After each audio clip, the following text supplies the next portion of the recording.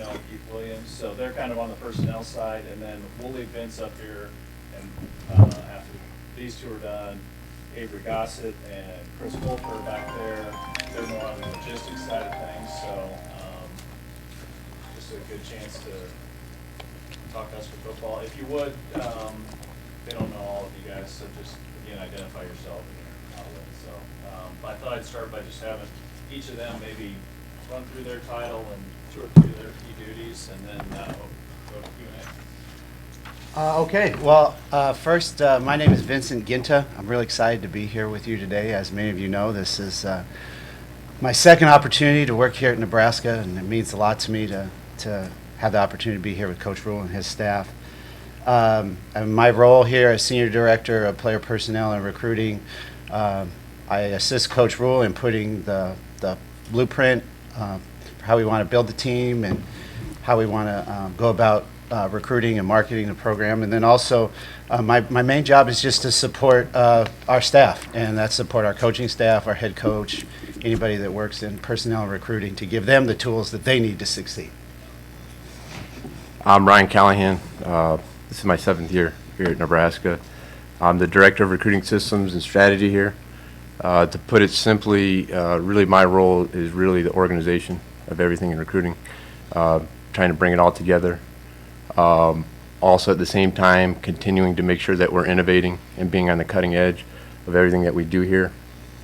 I'm also in charge of all our incoming guys' academics, making sure that they're going to qualify with the NCAA. I'm proud of the fact that we have, as a staff here, have built the best recruiting database in the country. We also have some of the best processes in college football. With that being said, though, we understand that ultimately those are just tools, and at the end of the day, each of us still has to recruit. And recruiting still comes down to relationships with both the parents and the recruit. And I'm fortunate enough that every single day that I come into this building, I get to take away many life lessons and values from Coach Rule, the staff, and the players. And ultimately, I get to bring those back home to my 2 boys. So when I'm able to share that with recruits and their families, I think it speaks volumes about Coach Rule and the culture that we have here at Nebraska. My name is Keith Williams, and I have the privilege of this being my 2nd time here at Nebraska. First time being a former player, and I'm excited to be back. It's kind of unique in a way that I got Vince Guinta sitting up here with me because he actually recruited me here in Nebraska in the Bill Callaghan era. So I'm very excited to be back here as Director of Player Personnel.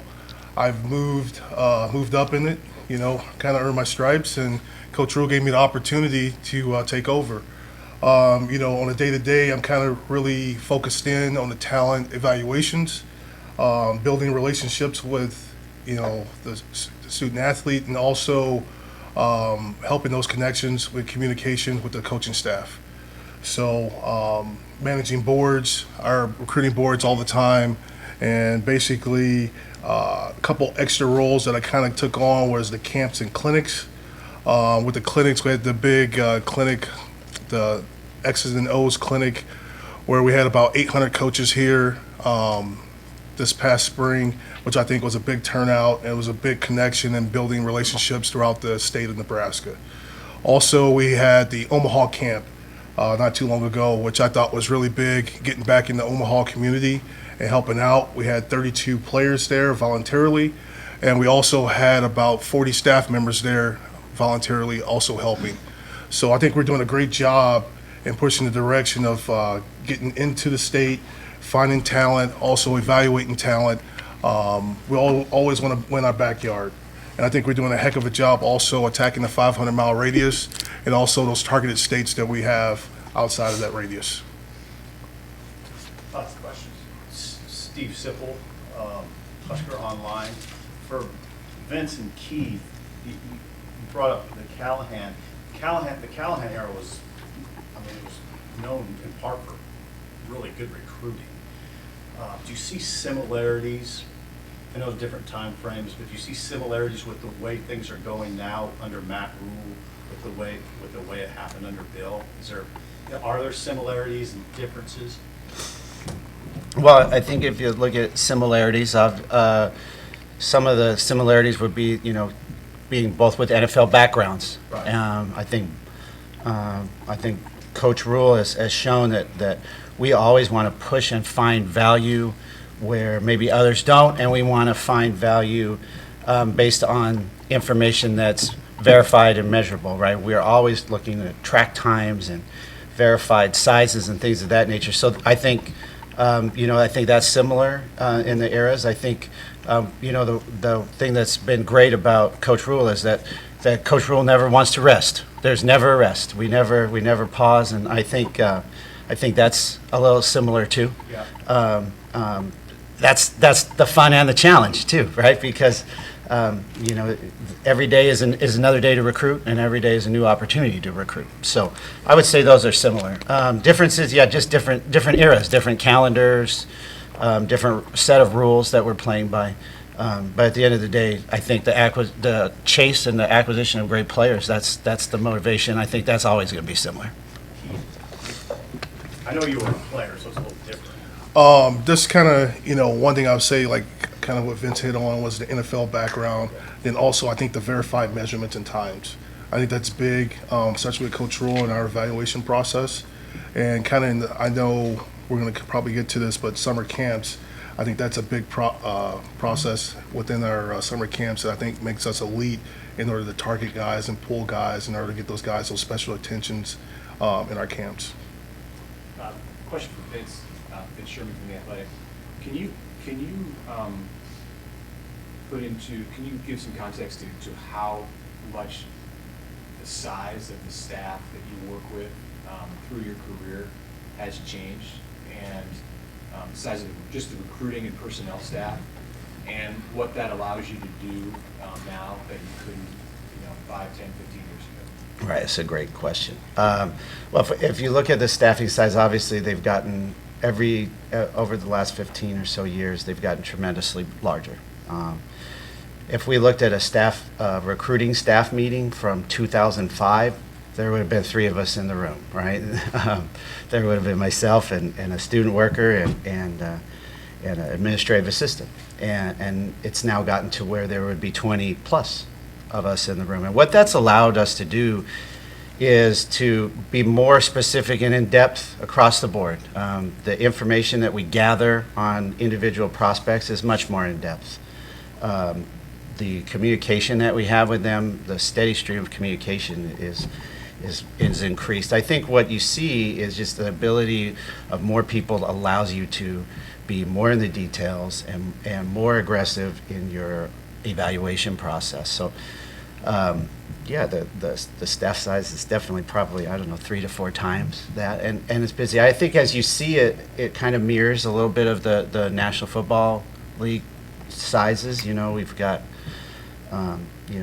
similar sizing, I think, now in our staff to what a lot of NFL teams are like. This is for Ryan. I'm Sam McEwen from the Empire World Herald. Why do you have the best database in college football? What makes it that, and how do you build it? To be honest with you, the way you build it is through really smart people. So, whether it's Evan Cooper or it's Matt Rule or it's some of our young recruiting staffers, we take input from everybody. And I'm not going to get too into the specifics of our recruiting database, but it's truly a one-stop shop. Because what you have to imagine is in this recruiting world nowadays, there's so much information. And there's information coming from everywhere, whether it's track or these camp measurables or when coaches go out on the road. And what we built here is truly one-stop shop where you can go on there and find whatever you need to. The right information is prioritized, which ultimately, at the end of the day, the main goal with that is to make identifying, evaluating, and recruiting the right type of players at the University of Nebraska easy for our staff and coaches. What does Matt Rule like to prioritize in that? And as a secondary question, how do you sort of categorize and sort for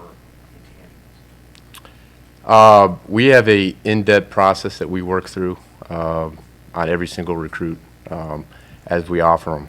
So we really like to dive into the details, dig into their character, dig into their background, dig into their academics, That's something that Coach Rule has built up since he's been here. Coach Rule, out of any coach that I've worked for, has emphasized measurables more than anybody. And he understands measurables more than anybody. And to the point that he'll text me nonstop throughout the day asking for measurables on guys, where I had to get it built. I had to get something built on my phone so I don't have to run to my computer every time to go and track down, certain times on guys. But it's something that I'm proud of, and it's not something that I've done myself. It's something that input from our entire staff has helped put together, and ultimately at the end of the day, we want to make sure that we're selecting the right guys in the recruiting process, we're recruiting the right guys, so that we can be successful on the field. Ryan, how inaccurate do you see times and measurements out there? Like before you actually get your ones, is it pretty common that you see a lot of? You understand which ones are more accurate than others. There's certain ones that you can compare to your camp times. Obviously, anything that you do yourself is going to be at the top of the pecking order. So you have to take all that into account. But there's certain camps like Under Armour, Rivals, Adidas, Elite 11. You have to bring that all into one place. So the important thing is we need to make sure that when we're looking at a guy that the information is verified. And we don't want to assume just because a guy is listed at 6'6", 300, that he's necessarily 6'6", 300. Because when you get him in person, he could really be, 6'2". So that's why verified information and ultimately getting those guys on campus is so important. Hey Keith, how does your work in managing recruiting boards mesh with the assistant coaches who are on the road like this time of year and going out and making evaluations, talking to high school coaches?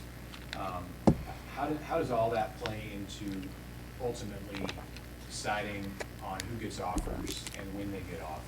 Like, what's the process there that you guys use to coordinate all of that? So right now, it's kind of unique because guys are still on the road. So I'm gathering all the information. One, I want to say first, I have a great staff. We have some young guys in there, student assistants, and also assistant pod leaders who basically are kind of their own DPPs of their areas. And they do a great job at kind of helping me identify and also with the notes gathering as these coaches are on the road. Each one is assigned 2 coaches. So it helps me a lot in the process of kind of identifying guys and also with the process of going through all these notes that these coaches are seeing.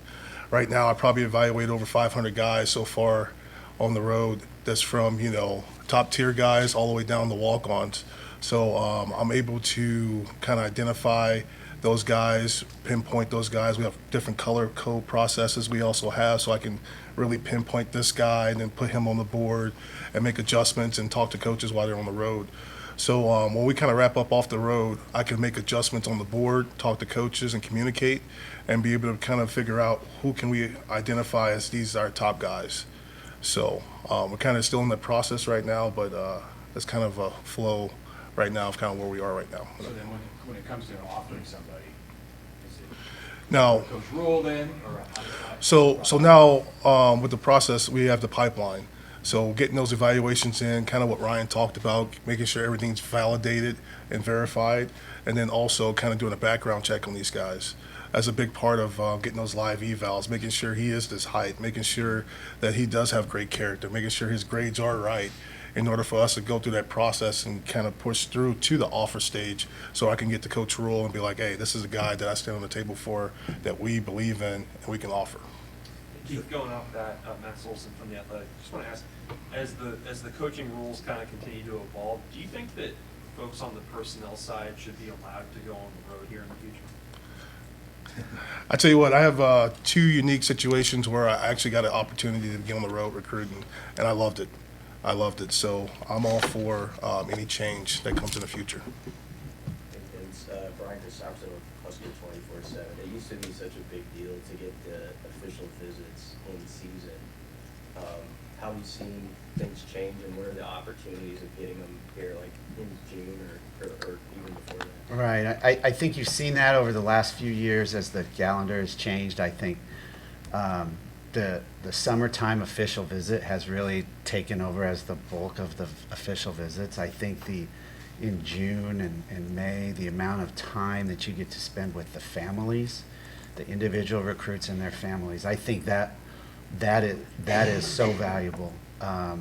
That we've realized that is really where the sweet spot is, and being able to really get families comfortable in Lincoln, on campus, seeing the real surrounding areas, just so much more in depth that you can be in June versus if you come late Friday night after your high school game, you watch the game Saturday, you fly home first thing Sunday morning. We have an unbelievable game day experience here, and if it's seen, it blows everyone's mind, and so it's fantastic to get them here for that. But as far as the official visit, I think you see the vast majority will be in June. I think they'll continue to trend that way as well. Hey Vince, how different was this spring for you guys with the new contact rules? Where it appeared that you guys used a lot more private aircraft, and you had bigger staff visits with all your key targets, where obviously that wasn't something maybe you were doing in the past, trying to kind of create a visit experience in the spring. Right. I think, again, it goes back to new calendar, limited amount of times to interact and to evaluate prospects in the spring. The calendar went from 168 to 140 opportunities. That doesn't seem like a lot, but when you go from 16.8 days per 10 coaches on the road, now it's 14 days, that starts to add up. We were on you're in a shorter window too, where you only really have for the core is 4 weeks. So we have great resources here. Our administration has been unbelievable, providing us the things that we've asked for as we've done the research and put plans together. Keith and the personnel staff putting together guides that we need to see, and then we want to make sure that we can go out and use our resources the best we can, and one of those resources is time.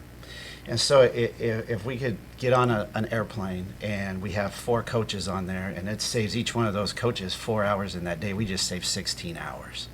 And then you times that by 14 days, that tremendously accelerates your recruiting and makes up for what you lost and then some. And you saw a few of our coaches. We would have 2 to 5, 6 coaches on an airplane.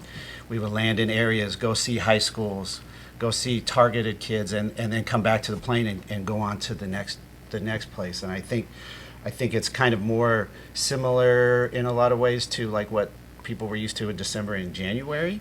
It's kind of a mix. The old spring combined with the old winter is kind of the new spring. What is the thinking behind the mass of coaches going to visit a prospect, putting them all together on a plane, or having them all together?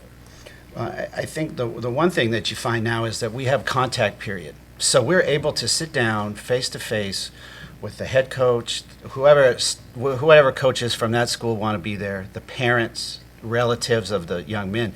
So it's very valuable to have, say that I'm the area recruiter and I recruit and I'm a position coach, but now I have the coordinator with me.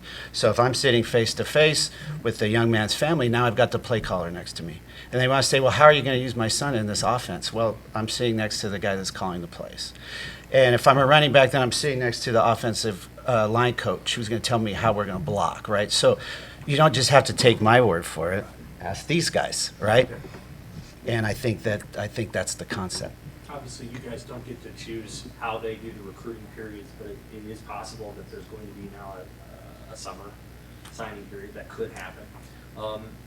How might a school that has a really good system, and I think you guys all think you do, be able to leverage a summer signing period to its advantage? What do you think about that?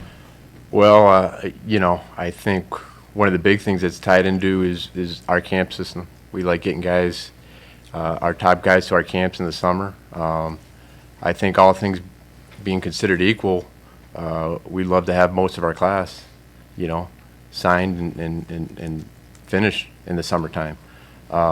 So as you see and you look at the recruiting calendar, everything is really being expedited.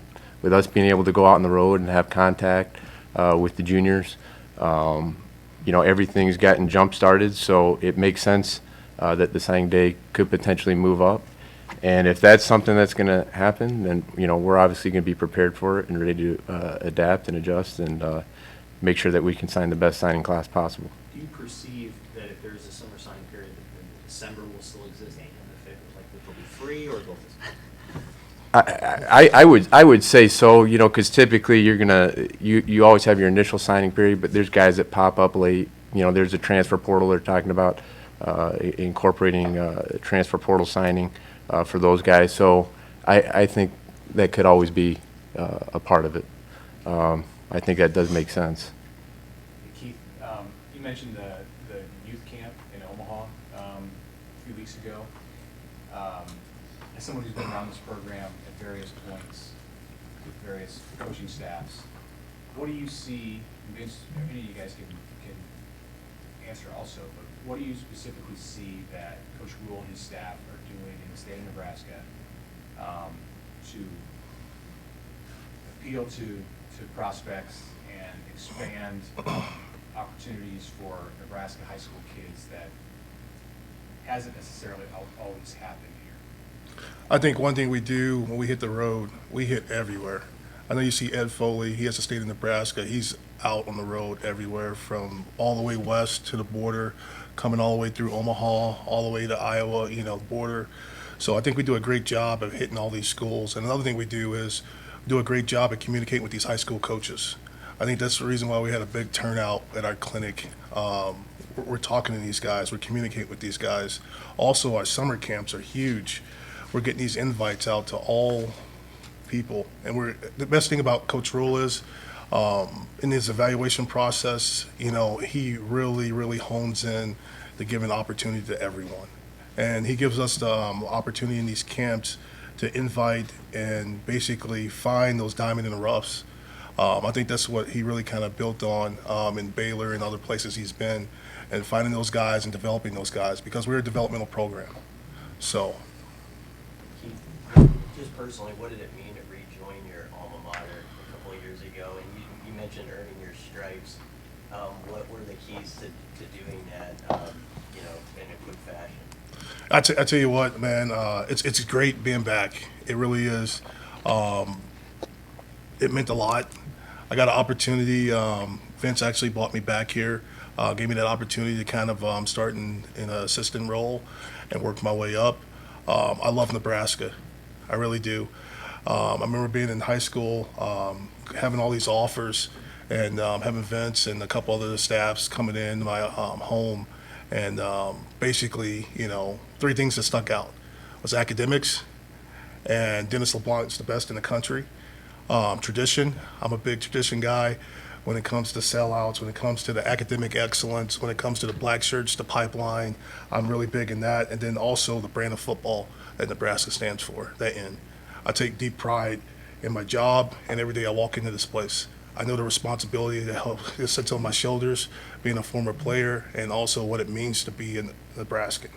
So I take deep pride in that every day I come into this place.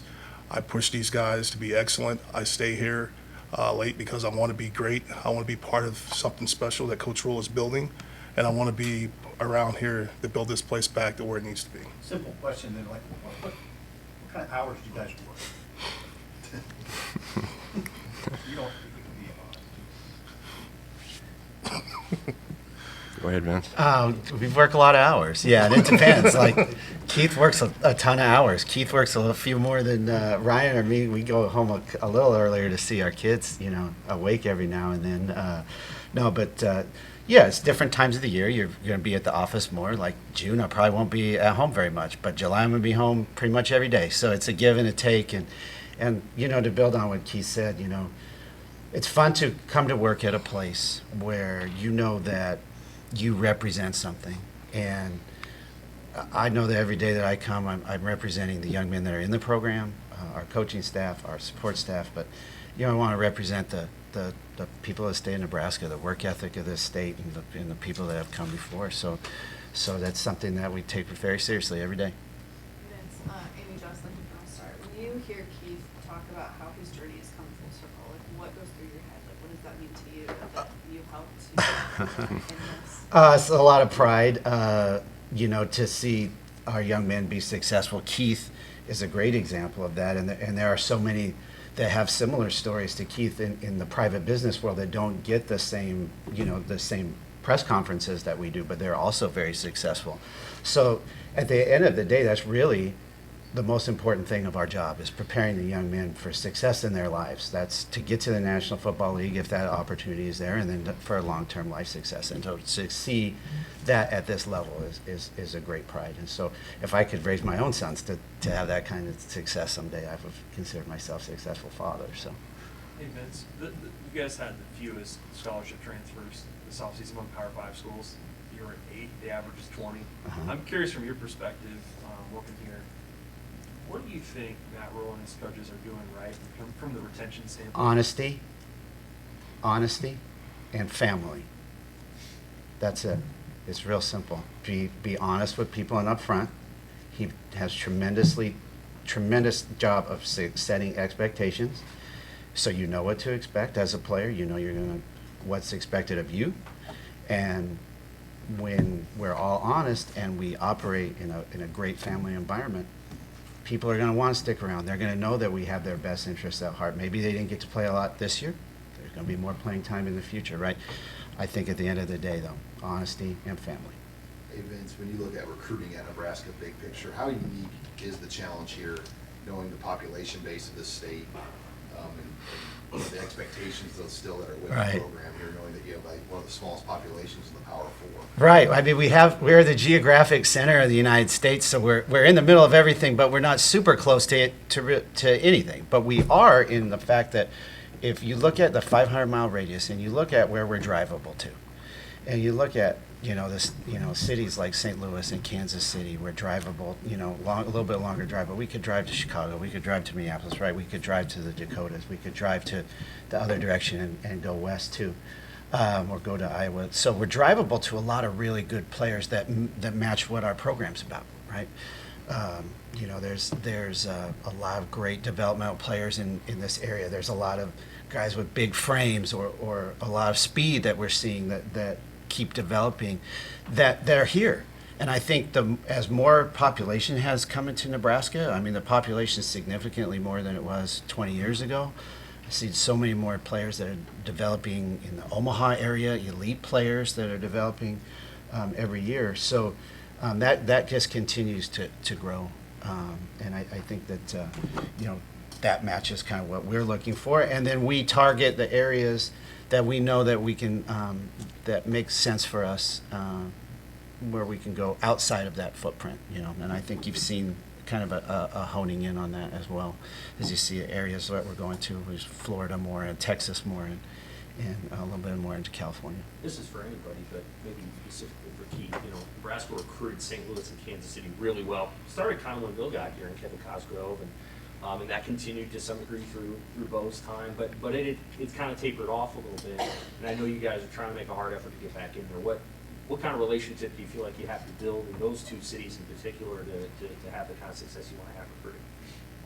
I know St. Louis. I got some deep ties in Missouri and St. Louis area that's been from there, and we are recruiting really heavily in those areas, and also in the Kansas City areas. Like I said, we're going to attack the 500-mile radius, and those drives are really close and comfort for people to get here to Nebraska. And the big selling with Nebraska is just basically when you get guys here on campus, you see this beautiful campus, you see the family environment, you see the new facilities we have. I think we're elite all the way around. It's just a matter of just building those relationships and getting these guys here on campus to see it so we can sell it. Are the coaches in St. Louis any particularly important relationship building? Absolutely. I know in the Kansas and Missouri area, we also have, I know Coach EJ and also Coach Rob Dvorak in those areas. Hey Vince, how has NIL and the possibility of revenue sharing in the future changed your job? Well, I think we had Coach Padden was in here last week for this part. Obviously, NIL is a major part of what we do now. But the day-to-day operations of my job really haven't changed, right? We still have a marketing apparatus that we need to follow through on. We have an evaluation apparatus that we need to follow through on. And so that's day to day, that doesn't change.